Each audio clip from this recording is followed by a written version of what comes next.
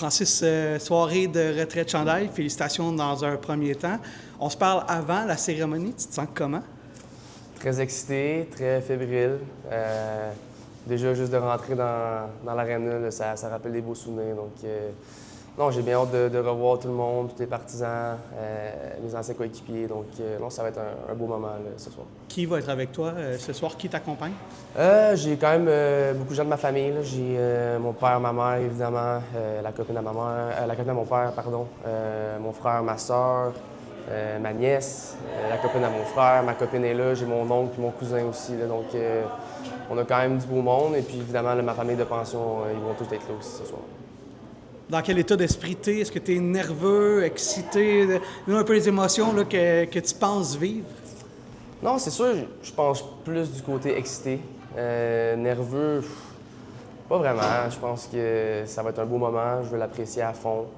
Je pense que ça va être quand même très émotif pour moi de revivre ça, un autre gros moment comme ça avec tous les partisans, tous les gens qui vont être présents. Donc, non, on n'est pas encore nerveux peut-être, mais qu'on se rapproche tranquillement de la cérémonie, peut-être un petit peu de stress qui va embarquer, mais non, je suis vraiment plus excité.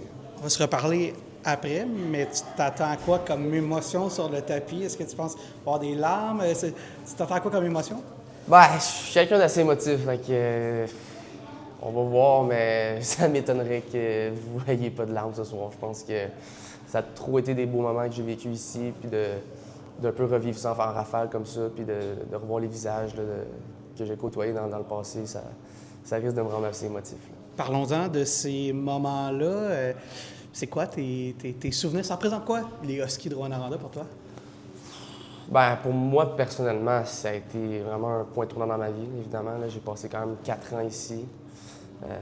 Je suis arrivé, j'avais à peine 16 ans, puis je suis reparti. J'achevais les 19, là, donc... non, c'est comme j'ai dit, c'est un point tournant dans ma vie. J'ai vécu beaucoup de choses ici. J'ai rencontré des gens incroyables.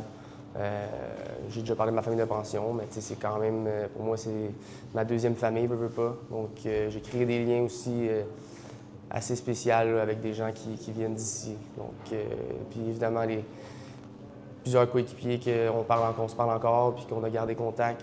Donc, c'est des liens qui se sont assez serrés, puis surtout, là, évidemment, là, l'édition 2015-2016, là, avec la saison exceptionnelle qu'on a eue. Quand tu vis des moments comme ça avec des gens, c'est des liens qui se créent pour la vie. Là, fait que c'est spécial. Tout juste derrière toi, il y a toi qui lèves la coupe. Il y a la coupe aussi derrière toi. Mm-hmm. Quoi ton souvenir de lever cette coupe-là? Je dirais que c'est pas mal l'apogée du feeling comme joueur que j'ai eu dans ma carrière. Le moment où j'ai pris la coupe dans mes mains, que je l'ai levée en regardant les partisans. J'ai toujours eu l'impression d'avoir une connexion avec les partisans. Je trouve qu'on avait une belle réciprocité. Puis le moment que j'ai levé la coupe, finalement, la première ici, là, c'est dur à décrire. Puis juste à y parler, j'ai encore des frissons. Là. C'était vraiment un moment spécial pour moi. Là. La question que je pose toujours aux gagnants, c'est est-ce qu'elle était plus lourde que tu pensais ou tu t'en souviens même pas? C'est sûr qu'avec la fatigue et tout ça, tu fais le saut un petit peu. Mais non, regarde, il n'était pas question que je la monte pas le plus haut possible. Mais non, c'est sûr qu'elle est quand même plus pesante qu'on s'attend. Francis, en terminant, tu as annoncé ta retraite du hockey. Est-ce que tu veux nous amener au cœur de cette décision-là? Pourquoi tu as décidé d'arrêter de jouer? Puis qu'est-ce qu'il y a dans le futur pour toi? Ouais, j'ai quand même fait un petit bout de chemin. J'ai fait un bon 10 ans professionnel. Je trouvais que j'avais un peu fait le tour.